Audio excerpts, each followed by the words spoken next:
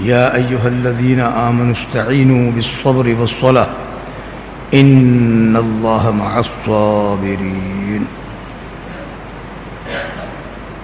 میرے محترم بزرگوں، دوستوں، آج چونکہ ہمارے اوپر 3-4 دن سے ایک آفت چل رہی ہے، اس مناسبت سے میں نے تھوڑی سی بات بدلی ہے، ورنہ ہماری کئی جمعہ سے علم پر بات چل رہی ہے، اور ان آفتوں سے بھی ہم علم معرفت، اللہ کی پہچان حاصل کر سکتے ہیں۔ یہ علم کو بھی لاگو پڑتا ہے اور اس میں بھی اللہ کے احکامات۔ میں نے آپ کے سامنے ایک آیت پڑھی دوسرے پارے کی، اللہ جل شانہ فرماتے ہیں کہ اے ایمان والو، اللہ سے نماز کے ذریعے سے اور صبر کے ذریعے سے مدد مانگتے رہا کرو، اور بے شک اللہ تعالی صبر کرنے والوں کے ساتھ ہے، یعنی اللہ کی مدد صبر کرنے والوں کے ساتھ ہے۔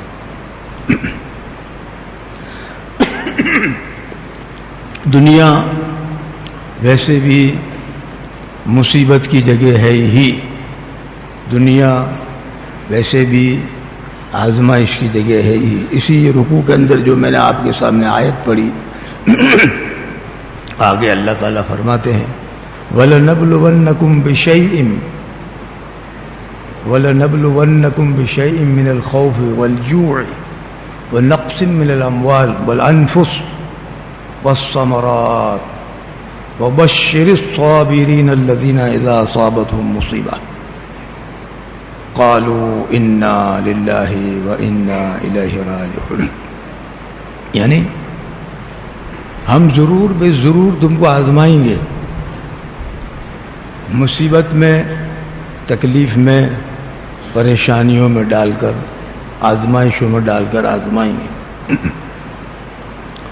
اور آزمانے کی چیزیں بھی گنوا دی، چیزوں کے ذریعے سے آزمائیں۔ جو چیزیں ہم نے جمع کر کے رکھی ہیں، جب تک آفت نہیں آئی تھی وہاں تک ان چیزوں کو جمع کر کے جو رکھا ہے، اس کے اندر اللہ آزمائیں گے۔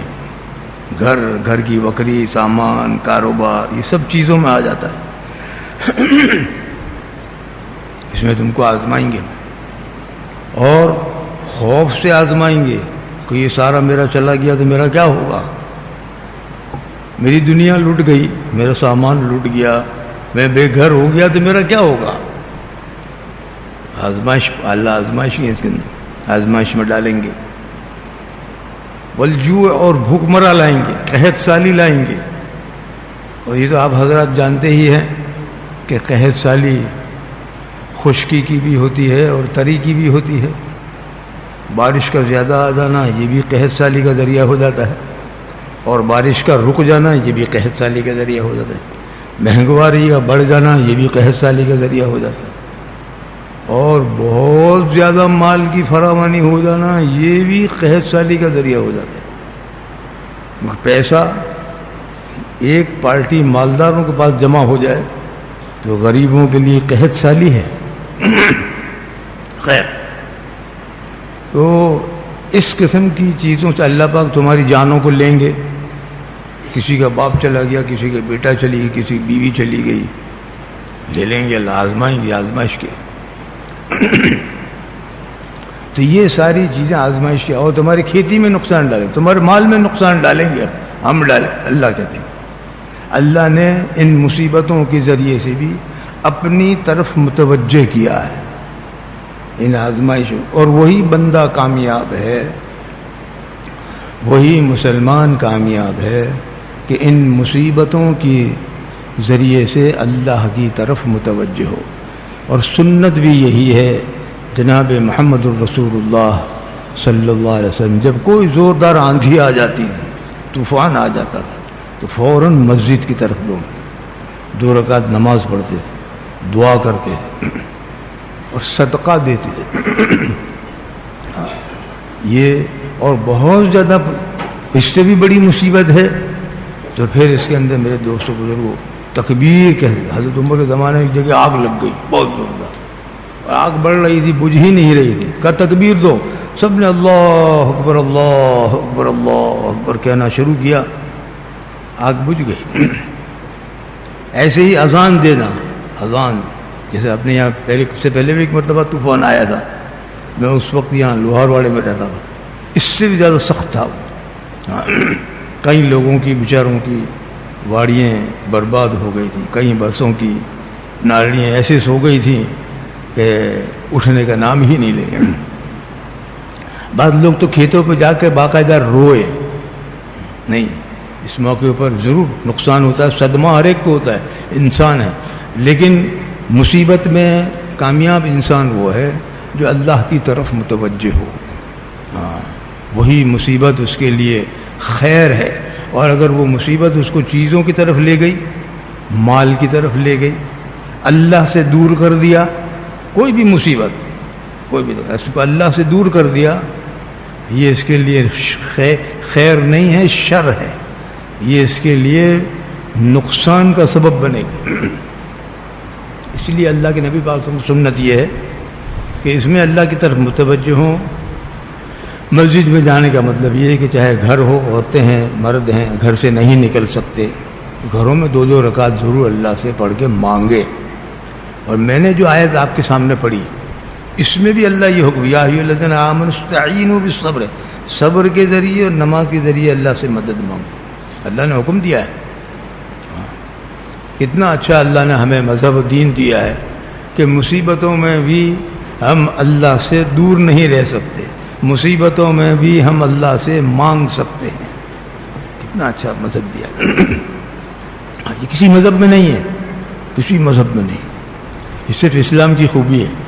اور اسلام کی خوبی اس لیے ہے کہ خود اللہ جل شانہ جس نے ساری کائنات بنائی ہے، اسی نے حکم دیا ہے کہ تم اللہ سے مانگو اس موقع پر. اور دوسری بات ہے تو اس موقع پر اللہ کی طرف متوجہ ہونا، یہ ہر مسلمان ہی نہیں، غیر مسلم کو بھی اللہ کی طرف متوجہ ہونا. اللہ بتاتے ہیں میں ہوں، تم کو 27-28 برس تک کھلایا پلایا، کاروبار چلایا، تم بھول گئے مجھے؟ میں ہوں. اللہ اپنی پہچان کرواتے. اس لیے یہ غیر مسلموں کے لیے بھی ہے اور مسلمانوں کے لیے بھی ہے. مسلمانوں عمومی طور پر ہم مسلمان ہیں، نماز چھوڑ کے رکھ دی ہے، نماز اللہ کی بات کو مانتے ہی نہیں. اللہ کی بات کو، اللہ کے اپنے نبی کو نبی کہتے ہیں. تمہارے نبی سچے ہیں؟ کہاں سچے ہیں. حق نبی ہیں؟ کہاں حق نبی ہیں. مانتا نہیں، نبی کو مانتا ہے، نبی کی بات نہیں مانتا. ہم مسلمان بھی ایسے ہو گئے. اللہ کو مانتا ہے، اللہ کی بات ماننے کے لیے تیار نہیں. اللہ کو مانتا ہے، اللہ نے جو حکم دیا اس کے عمل کو ماننے کے لیے تیار نہیں. سب سے بڑا عمل اللہ کا نماز ہے. آج دیکھو ہمارا حال، صبح کی نماز کا حال دیکھو، مسجد مت دیکھو، اپنا حال دیکھو، اپنے گھروں میں اپنا حال دیکھو. کیا حال کر رہے ہیں ہمارے اولادیں، ہماری مستورات، کیا حال کر کے رکھے. ہاں، سب سے بڑا اللہ. اور اس کے علاوہ ہم کتنے گناہ ایسے کرتے ہیں. تاجر ہیں، مسجد کے باہر کے ہماری دنیا الگ ہے، مسجد کے اندر کی دنیا ہماری الگ ہے. ہم جیسے کسی دینی ماحول میں سے نکلتے ہیں تو میرے دوستوں بزرگوں آزاد پنچھی کی طرح نکلتے ہیں اور آزاد قیدی کی طرح نکلتے ہیں، ہر قسم کے گناہ کرتے ہیں.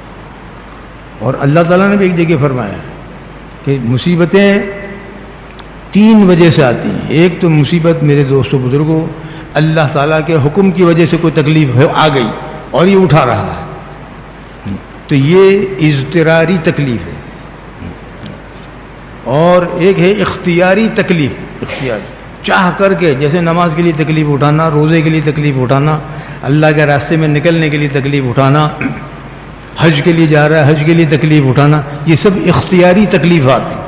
جب اختیاری تکلیفیں میں کمی ہو جاتی ہے اور اختیاری چاہ کر کے یعنی اپنی مرضی کی تکلیفیں جب کم ہو جاتی ہیں تو پھر اللہ پاک اضطراری تکلیفیں لاتے ہیں، قدرتی تکلیفیں لاتے ہیں. طوفان لاتے ہیں، سیلاب لاتے ہیں، بارش کم کر دیتے ہیں، بارش زیادہ لاتے ہیں. جیسے آتا ہے نا زکوٰۃ دے دی، زکوٰۃ دینا بند کر دی تو کہ ہم بارش کو روکیں گے. ڈنڈی مارنا شروع، ناپ تول کے اندر کمی کر دی تو کہ بارش روکیں گے ہم. یہ گناہ ہے. اپنے کوئی حالت کی بات نہیں، سب کرتے ہیں، اپنے بھی کرو. نہیں، اللہ چھوٹ دیں گے. سال کی، 2 سال کی، 7 سال کی، 25 سال کی، 27 سال کی، 28، لیکن زندگی میں لائیں گے ضرور ایک مصیبت، 2 مصیبتیں ضرور لائیں گے. تو یہ اللہ یہ بتلاتے ہیں کہ میں ہوں. دنیا ویسے ہی نہیں چل رہی جیسے سائنسداں کہہ رہے ہیں کہ نیچر ہے، ویسے ہی چل رہا ہے. موبائل ویسے نہیں چلتا بغیر چارجنگ کرے. دنیا ویسے ہی چل رہی. بے وقوف تو دیکھو، یعنی عقلوں کے اوپر کیسے پتھر پڑے. ان کے ہاتھ کی جیب کی چیز یہ بغیر چارجنگ کے نہیں چل سکتا، اور اتنی بڑی کائنات بغیر چارجنگ. تو اللہ ڈھیل دیتے ہیں بندے کو. اللہ نے یہ انبیاء علیہ السلام اسی لیے بھیجے ہیں کہ ہم کو بتائیں دیکھو کون سی چیز تمہارے لیے نفع کارک ہے. اور اگر کوئی مصیبت ہماری طرف سے آئی بھی اور ہم لائے بھی تو اس میں سے کیسے نکلنا، تم کو اس کی ترکیبیں بتائی. تو مصیبت ایک تو آتی ہے اللہ کے احکامات کے توڑنے کی وجہ سے، اللہ کے حکم کو توڑنے کی وجہ سے، اور یہ گناہ بڑھ جاتے ہیں تو اس کی وجہ سے بھی مصیبت آتی ہے. ظہر الفساد، دریاؤں میں بھی اور خشکی میں، زمین پر بھی، اس وجہ سے اللہ لاتے ہیں مصیبتوں. لیذیقہم، تاکہ تمہارے اعمال کا مزہ چکھائیں، تمہارے اعمال کا مزہ چکھائیں. جیسے بھائی لوگ ہوتے ہیں نا، اپنے کریں گے وہی ہوگا، یہاں تو وہی چلتا ہے، جو ہم کہیں گے وہی چلتا ہے. بعض لوگوں کے دماغ میں پیسے کی وجہ سے، عہدے کی وجہ سے، بے وقوفی کی وجہ سے یہ بھوسا بھرا جاتا ہے کہ میں کروں گا وہی ہوگا. نہیں، اوپر اللہ میاں ہے، سمجھ رہے؟ ہاں، اللہ نے نمرود کی نہیں چلائی، فرعون کی نہیں چلائی، شداد کی نہیں چلائی، ہے تیری کیسے چلائیں گے؟ ساری دنیا کو دے دیں. حضرت سلیمان علیہ السلام کو تو جناتوں پر، ہواؤں پہ اور سب کو، ان کی بھی نہیں چلی، ان کی بھی. ہاں، اللہ تعالیٰ میرے دوست بزرگوں کبھی کبھی یہ لاتے. جیسے آپ کو ایک دوسری مثال دوں، یہ مرغی ہے نا، مرغی ہمیشہ انڈا دیتی ہے، لیکن انڈا دے دیتے بیچ میں کڑک ہو جاتی ہے. اپنے گجراتی میں اس کو کڑک کہتے ہیں، کڑک، انڈا دینا بند کر دیتی ہے.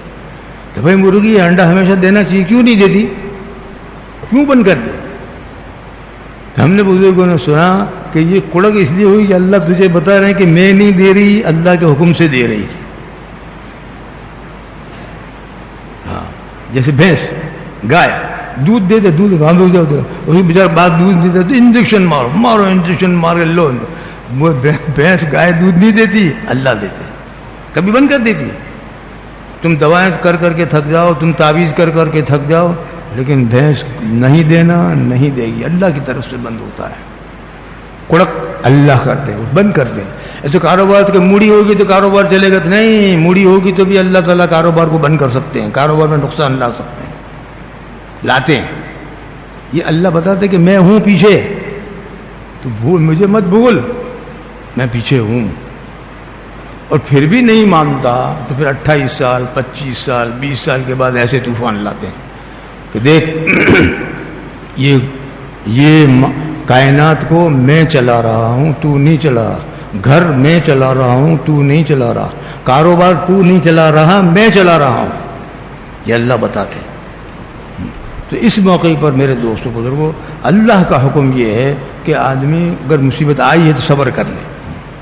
میں نے کہا کہ ایک تو اللہ کے احکام توڑنے کی وجہ سے آتی ہے، اور دوسری مصیبت آتی ہے گناہوں کی زیادہ ہو جانے کی وجہ سے بھی مصیبت آ جاتی ہے. گناہ بہت زیادہ بڑھ گئے، مصیبت آئے گی. حضرت کرو گناہ، سب کرتے ہیں، اپنے کرتے ہو. نہیں میاں، مزے کی دنیا نہیں ہے یہ. مزہ تو جنت ہی میں ہے، مزہ تو جنت ہی میں ہے. نافرمانوں کو، کافروں کو، مجرموں کو دیکھ کر کے زندگی مت گزارو. زندگی گزارنی ہے تو سرکار دو عالم جناب محمد الرسول اللہ اور انبیاء علیہ السلام اور نیک لوگوں کو اور اولیاء کرام کے علماء کے پیچھے چلو. یہ کامیاب زندگی. انعمت علیہم، اللہ نے کن پر انعام کرا ہے؟ ہم سورہ فاتحہ پڑھ رہے ہیں. انعمت علیہم، اللہ نے انعام کن کے اوپر کرا ہے؟ نبیوں پہ کرا، رسولوں پہ کرا. صالحین پہ پڑا، نیک اعمال والوں پہ کرا، اولیاء اللہ پہ کرا، یہ ان کے پیچھے چلو. اور ہمارا آج گناہ زیادہ ہو جاتا، اس کی وجہ کیا ہے کہ ہم گنہگاروں کو دیکھ کے چلتے رہتے. نہیں، اوپر اللہ ہیں. اگر پکڑ آئی تو یہ بڑے بڑے مالدار ہم کو بچانے نہیں آئیں گے. ہاں، دنیا میں بھی اور آخرت میں بھی اس سے بڑی مصیبت آنے والی ہے. قرآن شریف پڑھو، کبھی کبھی پڑھو اور ترجمے کے ساتھ پڑھو. اللہ نے 2 تتیاؤں آخرت کی مصیبتیں بتلائی. یہ طوفان، اگر قبر میں گیا آدمی گناہ کے ساتھ مرا، توبہ نہیں کی ہے، تو ایسے ہزاروں طوفان انسان بھول جائے گا. قبر میں سے جب اٹھے گا اور میں ترازو کے میدان کی طرف جاتے جاتے، میرے دوستو بزرگوں، ساری دنیا کی مصیبتیں انسان بھول جائے گا. ننگے پیر ہوگا، کپڑے نہیں ہوں گے، کھانا نہیں مل رہا ہوگا، سایہ نہیں ہوگا. آپ اندازہ تو کرو، گرد نہیں ہوگا. بعض لوگ گھر کے لیے ترستے ہیں، گھر نہیں ہے، گھر نہیں ہے، گھر نہیں ہے. گھر کا وہاں سوال ہی نہیں پیدا ہوتا. سایہ بھی نہیں ہوگا. بڑی مصیبتیں آنے والی ہیں. ہاں، اور اس وقت اللہ تعالیٰ کا یوم یفر المرء من اخیہ، اب انسان اپنے سگے بھائیوں سے بھاگے گا. وہ ابیہ، اور اپنے باپ کو دیکھے گا بھاگے گا. وہ امہ، اپنی ماں کو دیکھے گا اور بھاگے گا. یہ ان طوفانوں سے بڑی مصیبت آنے والی ہے، ہر ایک کے پر آنے والی ہے. یا پھر کہتے ہیں آئے گا دیکھے جائے گی، آئے گا تو دیکھی جائے گی. ارے دنیا میں دیکھو بھائی، یہاں دیکھو، اللہ تعالیٰ نے مانگرول کی حفاظت فرما لی. یہ کہاں گیا؟ جگہوں میں گیا. اس سے پہلے بھی طوفان آیا تھا، وہاں چلا گیا. اعمال کی طرف توجہ کرو، اللہ کی طرف متوجہ ہو. ہاں، خوب کثرت کے ساتھ جماعتوں میں نکلو. اگر اللہ کی طرف متوجہ نہیں ہو رہا ہے، دل گناہوں کی وجہ سے بہت سخت ہو چکا ہے، تو چلا نہیں تو 3 دن دے کر بھی اللہ کی طرف متوجہ ہو. ہاں، بہت ضروری ہے، بہت ضروری. اللہ پاک ہم کو ان ساری مصیبتوں سے آسانی کے ساتھ نکالیں گے. آسانی. اللہ کے نبی کے زمانے میں بھی یہ سارا ہو چکا ہے، صحابہ کے زمانے میں بھی یہ سارا ہو چکا ہے، اولیاء کروڑہ اولیاء کرام کے زمانے میں یہ سارا ہو چکا ہے. یہ دنیا، میرے دوست، اگر دنیا آگا گناہ بڑھ جاتے ہیں تو بھی مصیبتیں آتی ہیں. اور ایک تیسری مصیبت اس وجہ سے بھی آتی ہے کہ نیک لوگ ہیں، انبیاء علیہ الصلوۃ والسلام ہیں، یہ ان کے اوپر بھی مصیبت آتی ہے. ان کے اوپر مصیبت کس لیے آتی ہے؟ ان کو درجات بلند کروانے کی مصیبتیں ان کے اوپر بھی آتی ہیں. بیماریاں آتی ہیں، تکلیفیں آتی ہیں، ان کے درجات کو بلند کرنے کے لیے آتی ہے. نیک لوگ، اور نبی نہیں ہیں، ولی بھی نہیں ہے، لیکن عام آدمی ہے، لیکن اس کے مجاہدے میں کمی رہ گئی ہے، اس کے اعمال کے اندر کوئی کمی رہ گئی ہے. اللہ تعالیٰ نے اس کے مرنے کے بعد اس کا درجہ طے کیا ہے، 70واں درجہ طے کیا ہے، اور اس نے 60 درجے تک کی محنت کری ہے، 10 درجے باقی رکھ دیے. تو اس کے اوپر بھی مصیبت آئے گی اس درجے تک پہنچانے کے لیے. اللہ سمجھ رہے میری بات کو؟ ہاں، اس لیے میرے دوستو بزرگ ایسا مت سمجھو کہ اللہ بڑی مصیبت آئی، اللہ میاں نہیں دیکھتے، اللہ میاں کیا کر رہے، میں نے گھر بنا کے رکھا تھا، کاروبار بنا کے رکھا تھا، سارا میرا اجڑ گیا. نہیں، اللہ کی طرف اس وقت مت، ساری کرنے والی ذات اللہ ہی کی ہے. اللہ تعالیٰ سے ہم التجا کریں، عاجزی کریں، اللہ تعالیٰ سے مانگیں. اللہ پاک اس مصیبت سے ہم سب کو نجات عطا فرما. یہ ایک اعلان آیا ہے جامعہ عربیہ مخزن العلوم دلدار فاروق یو پی سے، مدرسے کے لیے دل کھول کر ان کو چندہ دیں. اور دوسری بات میرے دوستوں، دوسری بات درمیان کے اندر یہ عرض کر دوں کہ یہ مصیبتیں جو آتی ہیں، ایک تو آزمائش کی وجہ سے آتی ہے، اور ایک اعمال گناہوں کی وجہ سے آتی ہے. گناہ اگر بڑھ جاتے ہیں تو اس وقت ہمیں تو یہی سمجھنا ہے کہ میرے گناہ بڑھ گئے.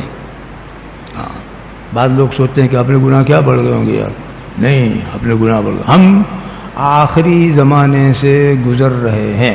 اس وقت علماء کا اتفاق ہے، ہم کلیوگ سے گزر رہے ہیں.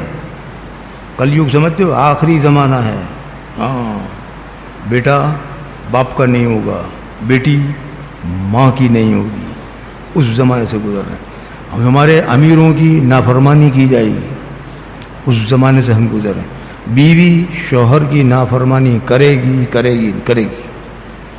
بیٹیاں، عورتیں ننگی ہو کر ناچ رہی ہیں نا، اور کھلا ناچ رہی ہیں.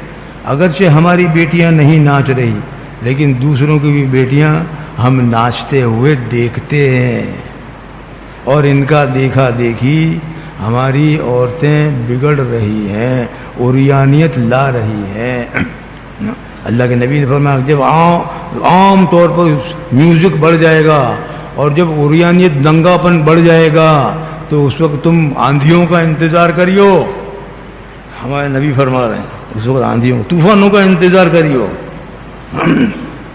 ہم آخری زمانے سے گزر رہے ہیں، علماء کا اس زمانے کے علماء کا اتفاق ہے، اب صرف مہدی علیہ السلام آئیں گے یا دجال آئے گا۔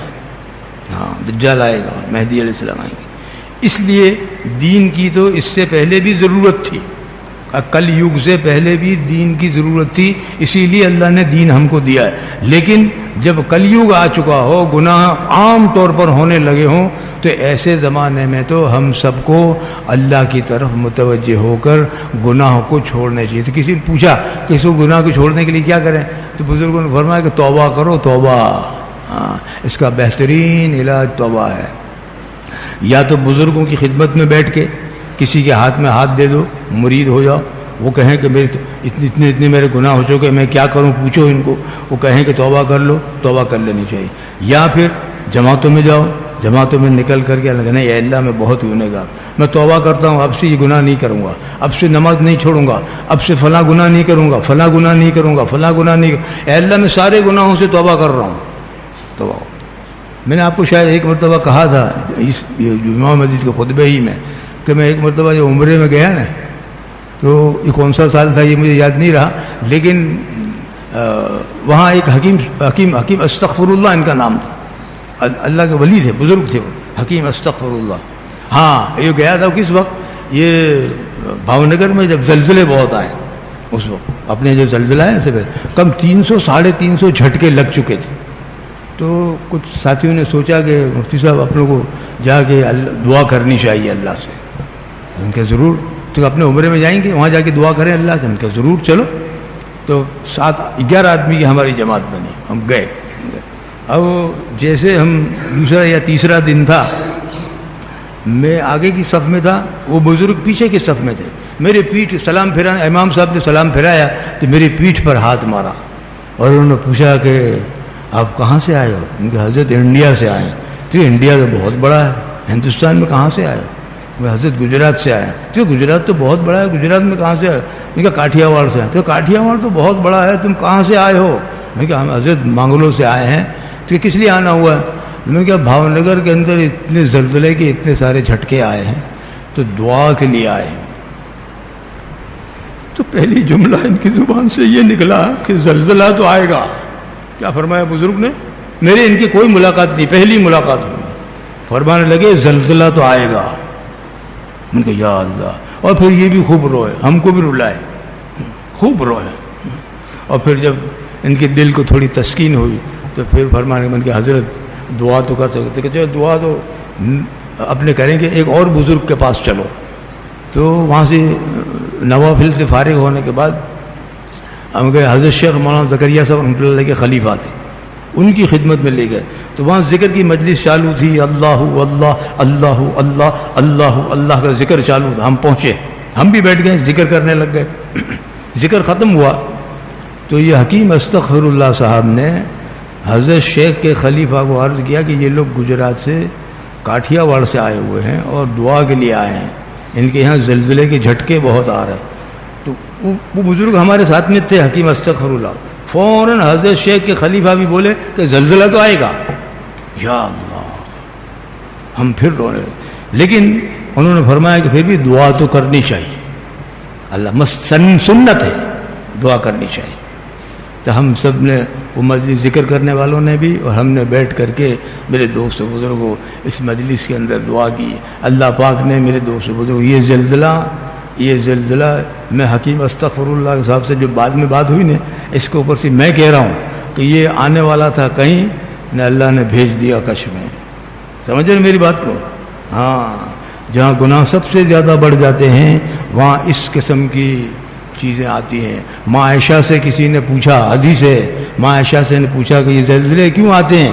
تو ماں عائشہ نے فرمایا کہ جب زمین پر زنا زیادہ ہو جاتا ہے اور زمین پر زنا بڑھ جاتا ہے تو اللہ پاک زمین کو ہلاتے ہیں، ماں عائشہ فرماتی ہیں۔ تو بعض گناہ ایسے ہوتے ہیں کہ جو زمین کو ہلا دیتے ہیں۔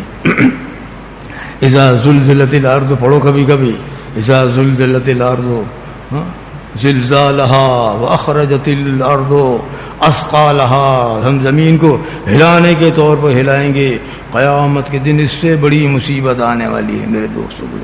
اللہ تعالی ہم سب کو اپنی طرف متوجہ ہونے کی توفیق۔ بڑا کام یہ ہے کہ اس موقع میں بات یہ کہنا چاہتا تھا کہ حکیم استغفر اللہ صاحب نے بھی مجھے کہا کہ دیکھو یہ تم چلے سب دیتے ہو برابر دو، لیکن جماعتیں بھی نکالو، برابر نکالتے رہو، لیکن سب کو کہو کہ توبہ کریں۔ کیا کہا؟ سب کو کہو۔ اب جماعت میں نکلنے والوں کو بھی کہا کہ توبہ کرو، اور اپنے سے نکلتے ہی نہیں، بیٹھے گھر میں جم کے اور توبہ کرتے ہیں۔ تو ہم کو توبہ گھر میں اگر بیٹھ کے کر بھی لی تو ماحول نہیں ہے، صبح توبہ کریے شام کو ٹوٹ جائے گی، شام کو کریے تو صبح میں ٹوٹے گی۔ ماحول ملنا بھی بہت ضروری ہے۔ ماحول اگر نہیں ہے، دینی ماحول نہیں ہے، ہم مسجد سے نکل کر کے فوراً میرے دوستوں بزرگ گناہوں کے ماحول میں جاتے ہیں۔ یہ کلیوگ ہے۔